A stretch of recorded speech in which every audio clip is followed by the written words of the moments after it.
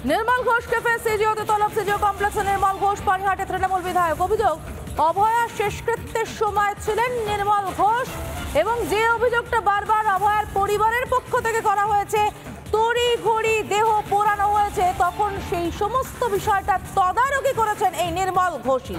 मेरा सफेद तुरंत खुले, भरपूर झाग दे और इसकी स्मार्ट साइंस दे स्मार्ट केयर और फ्रेशनेस। मेरी चॉइस मेरा सफेद।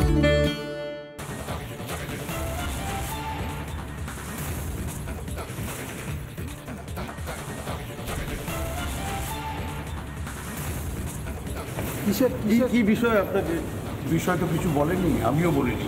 আচ্ছা সিবিআই ডেকেছিল তো সিবিআই আমার সঙ্গে সাবমিশন আছে। ডেকেছে না আপনাকে ডেকেছে সিবিআই টাইম করেছি, সাবমিশন আছে।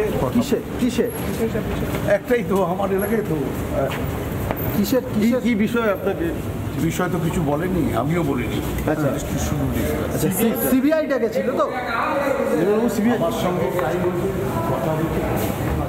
সিজিও থেকে সরাসরি রয়েছে সৈকত, কথা বলে নেব সৈকতের সঙ্গে। সৈকত, আমরা জানি निर्मल ঘোষের বিরুদ্ধে তার তদারকিতে অর্থাৎ निर्मल ঘোষের তদারকিতে দ্রুত দেহ পোড়ানো হয়েছিল এমন অভিযোগ অভয়ের পরিবারের পক্ষ থেকে তোলা হয়েছে। সেই বিষয়কে জিজ্ঞাসাবাদের জন্য निर्मल ঘোষকে ডাকা হয়েছে।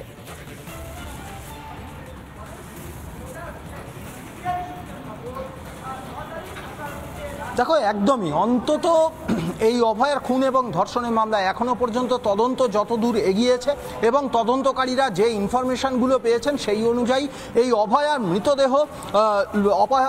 মৃতদেহ তড়িঘড়ি সৎকার করা, এই তড়িঘড়ি সৎকারের ক্ষেত্রে এই निर्मल ঘোষ অর্থাৎ পানিহাটির বিধায়ক, অভয়ার বাড়ি যেখানে সেই পানিহাটি এলাকা, সেই এলাকার বিধায়ক এই निर्मल ঘোষ, তার কিন্তু ভূমিকা অতি গুরুত্বপূর্ণ।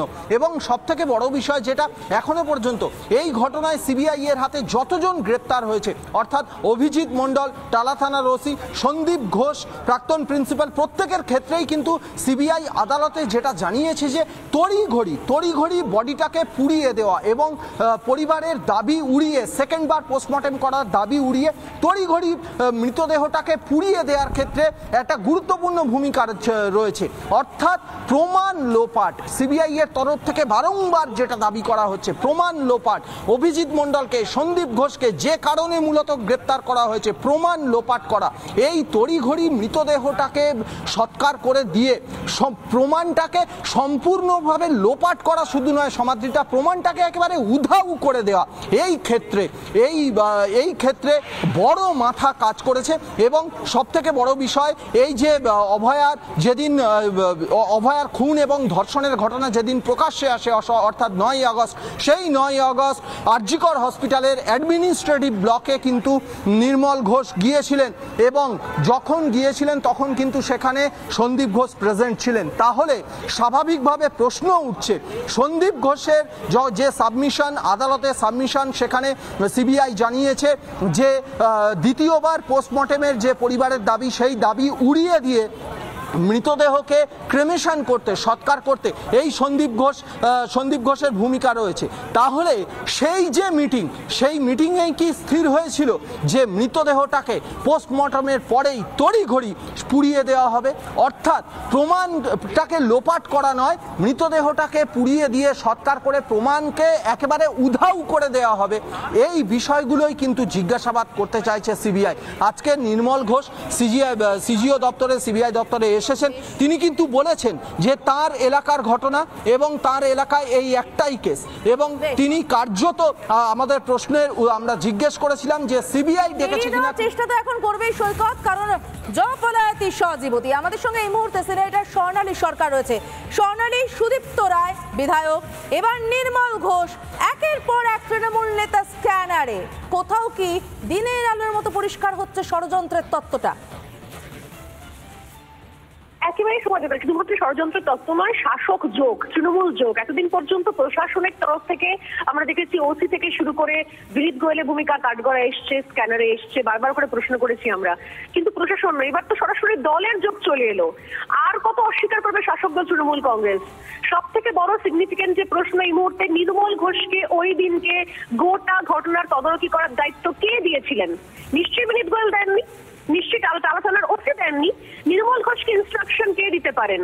কে তাকে ইনস্ট্রাকশন দিতে পারে? নির্মলের মতো একজন বর্ষিয়ান রাজনীতিবিদ, যেটা দলের আমরা বলি কি বিগ শট বলা হয় যাকে, এত বড় মাপের একজন এমএলএ এবং এত ক্ষমতাশালী একজন এমএলএ, বিধানসভায় দিনের পর দিন গুরুত্বপূর্ণ ভূমিকা সামলে এসছেন নির্মল ঘোষ, তাকে ইনস্ট্রাকশন কে দিতে পারেন? তিনি কি স্বতঃপ্রণোদিতভাবে চলে গিয়েছিলেন? স্বতঃপ্রণোদিতভাবে তিনি সঞ্জীব মুখার্জিকে ইনস্ট্রাকশন দিয়েছিলেন যখন সই করানোর জন্য, সবকিছু করানোর জন্য। এবার তো আস্তে আস্তে কান টানলে মাথা আসবে। যতই যাই যেদিকে ঘোরানোর চেষ্টা করুক না কেন শাসক দল, যতই বলার চেষ্টা করুক না কেন, করছি স্বর্ণালী, আমাদের সঙ্গে এই মুহূর্তে বিজেপির রাজ্য সভাপতি সুকান্ত মজুমদার আছে। সুকান্ত বাবু, আমাদের সঙ্গে সিনেটর স্বর্ণালী সরকার আছে। স্বর্ণালী, তোমার প্রশ্ন সুকান্ত বাবুকে। সুকান্ত বাবু, এই মুহূর্তে দাঁড়িয়ে এতদিন পর্যন্ত প্রশাসনিক স্তরে গাফিলতির বিষয়টা সামনে আসছিল, কিন্তু এর আগে সুদীপ্ত রায়, আর এবার সব থেকে গুরুত্বপূর্ণ যার নামটা উঠে আসছে নির্মল ঘোষ, এত বর্ষিয়ান রাজনীতিবিদ, দলের বর্ষিয়ান এমএলএ, তার ভূমিকা চলে এলো সিবিআই এর স্ক্যানারে। নিশ্চয়ই তাকে কেউ ইনস্ট্রাকশন দিয়েছিলেন?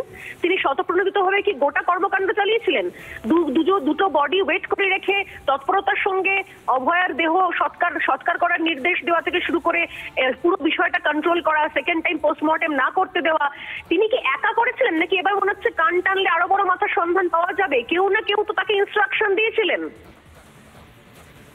দেখুন, নির্মল ঘোষকে আজকে সিবিআই এর জিজ্ঞাসাবাদ এবং সিজিও কমপ্লেক্সে ডেকে আনা, এটা প্রমাণ হয়ে গেল যে তৃণমূল কংগ্রেসের পুরো ইনভলভমেন্ট ছিল এবং আছে এই পুরো ঘটনাটাকে ধামাচাপা দেওয়ার জন্য, প্রমাণ লোপাটের জন্য। প্রমাণ লোপাটের কাজটা তৃণমূল কংগ্রেসের তরফ থেকে হয়েছিল। এবং যেভাবে আপনি বলেন যে নির্মল ঘোষের মতো একজন তিনি স্বতঃপ্রণোদিত হয়ে এই কাজ করবেন, এটা আমারও মনে হয় না। ওনাকে নির্দেশ কেউ দিয়েছিল এবং কে নির্দেশ দিতে পারে, যিনি সেদিন গোটা রাত জেগেছিলেন, খুব টেনশনে ছিলেন, তিনি বারবার বিনীত গোয়েলের সাথে যোগাযোগ করছিলেন যে ঘটনাটাকে কিভাবে ধামাচাপা দেওয়া যায়, তিনি দিয়েছেন। সেই জন্য তো ভারতীয় জনতা পার্টি তার আমাদের স্ট্যান্ড আমরা চেঞ্জ করিনি। আমরা প্রথম থেকে বলে এসেছি যে মাননীয় মুখ্যমন্ত্রীর গলা পচা ঘুম ধরে যাওয়ার সিস্টেমের ফল হচ্ছে এই মেয়েটির ধর্ষণ এবং মার্ডার। সেই জন্য ওই একজন সঞ্জয় রায়কে ফাঁসিতে ধনঞ্জয়ের মতো ঝুলিয়ে দিলে লাভের লাভ হবে না, এই সিস্টেমটাকে ফাঁসিতে ঝোলাতে হবে। তাই আমরা দাবি জানিয়েছি মাননীয় মুখ্যমন্ত্রীর পদত্যাগ প্রয়োজন। এবং আমার মনে হয় নির্মল ঘোষকে জিজ্ঞাসাবাদ করলে ঠিক মতো আমার মনে হয় মাননীয় মুখ্যমন্ত্রীর নামটাও উঠে আসবে এবং তাকেও সিবিআই জিজ্ঞাসাবাদ করা উচিত। একদমই তাই। অনেক ধন্যবাদ সুকান্ত বাবু। সুকান্ত মজুমদার বিজেপি রাজ্য সভাপতি আমাদের সঙ্গে ছিলেন সমাদৃতা। এবং যেটা আমি বলছিলাম যে এবার তো মাথার সন্ধান আসবে। আর কত বলা যাবে যে সবকিছু সিবিআই তদন্ত করতে, সিবিআই দেখবে, প্রতিটা জিনিস একদম হাতের মানে দিনের আলোর মধ্যে স্পষ্ট হয়ে যাচ্ছে একেবারে। জাস্টিস কারা দেবে, বিচার কারা দেবে, যাদের মধ্যে ছত্রে যারা এই ঘটনার সঙ্গে জড়িত, যারা তথ্য প্রমাণ লোপাট করেছে। আমার মনে হয় যদি সত্যি সিবিআই যেভাবে তদন্ত চালাচ্ছে, একমাত্র সিবিআই পক্ষে সম্ভব যে সেই মাথা, সেই ইনস্ট্রাকশন যেখান থেকে আসল জেনারেটেড হয়েছে তাকে তলব করা, তাকে ডেকে পাঠানো এবং সেই মাথার সন্ধান করা। না হলে কিন্তু এই কেস সত্যি সলভ হবে না। এবং এই মুহূর্তে দাঁড়িয়ে আজকে নির্মল ঘোষের এই তলব সত্যি খুব সিগনিফিকেন্ট, গুরুত্বপূর্ণ। কারণ কোথাও এই প্রথমবার শাসক দলের সঙ্গে এই অভয়াকাণ্ডের যোগ, তথ্য প্রমাণ লোপাট বা সবকিছুর যোগাযোগ স্পষ্ট হয়ে গেল দিনের আলোর মতো। এই প্রথম হলো এটা। এর আগেও তথ্য মানে হাসপাতালের সামগ্রী, নার্সিংহোম, অনেক ক্ষেত্রে সুদীপ্ত রায়ের নাম এসেছিল, তিনিও স্ক্যানারে এসেছেন।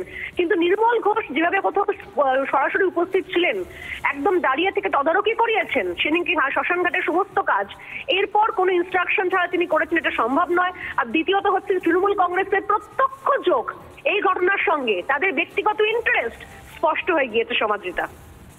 স্বর্ণালী, তুমি একটু থাকো আমাদের সঙ্গে। এই মুহূর্তে সিপিএম সাংসদ বিকাশ রঞ্জন ভট্টাচার্য রয়েছেন আমাদের সঙ্গে। বিকাশবাবু, আপনাকে স্বাগত রিপাবলিক বাংলায়। আমাদের সঙ্গে রয়েছেন সিনিয়র স্বর্ণালী সরকার। স্বর্ণালী, তোমার প্রশ্ন বিকাশবাবুকে। বিকাশবাবু, তৃণমূল কংগ্রেস বারবার শুরু থেকে শাসক দল বলে এসছে যে সিবিআই তদন্ত করছে, সিবিআই দেখবে। তথ্য প্রমাণ লোপাটের ক্ষেত্রে ছোট মোটো মেজো অনেক ধরনের নেতার নাম বারবার চলে এসছে। এবার সরাসরি নির্মল ঘোষ চলে এলেন সিবিআই এর স্ক্যানারে। ওদিনকে আমরা ভিডিও ফুটেজে দেখতে পাচ্ছি পানিহাটির শ্মশানঘাটে নির্মল ঘোষ তিনি আগাগোড়া উপস্থিত ছিলেন। আগাগোড়া তিনি বিষয়টা তত্ত্বাবধান করেছেন এবং তারই নেতৃত্বে কোথাও দুটো মৃতদেহকে আটকে রেখে অভয়ার দেহ সৎকার করা হয়েছে। কারণ না কারণ ইনস্ট্রাকশন তো তার উপরে ছিল, নাকি মনে হচ্ছে স্বতঃপ্রণোদিত হয়ে পানিঘাটি এমএলএ হিসেবে বর্ষিয়ানি রাজনীতিবিদ একাই সিদ্ধান্তগুলো নিয়েছেন কোনো ইনস্ট্রাকশন ছাড়াই? কি মনে হচ্ছে বিকাশবাবু? দেখুন, এটা একটা পরিকল্পিত হত্যা, দুর্নীতির যে হত্যার মূল ভিত্তিভূমি, এবং তৃণমূল কংগ্রেস দলটা দুর্নীতিবিহীন বাঁচতে পারে না। সুতরাং কারো ইনভলভমেন্টকে এখানে ধরে নেবেন না বিচ্ছিন্ন কোনো ইনভলভমেন্ট। যারাই এর সঙ্গে ইনভলভ হয়েছেন প্রত্যেকেই কিন্তু এ পার্ট অফ কনস্পিরেসি, এবং সিবিআই নিশ্চয়ই এদের খুঁজে বার করবেন, খুঁজে বার করা উচিত তদন্তের স্বার্থে, আইন শৃঙ্খলার স্বার্থে।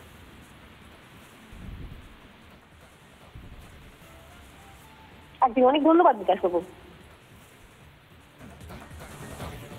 ধন্যবাদ স্বর্ণালী, তোমাকেও। আমরা কথা বলছিলাম স্বর্ণালী সরকারের সঙ্গে। আরো একবার জানিয়ে রাখতে চাইব, সুদীপ্ত রায়ের পর নির্মল ঘোষ একের পর এক তৃণমূল বিধায়ক, এবার স্ক্যানারে। শাসক আর কতদিন এইভাবে এড়িয়ে যাবে তাদের দায়?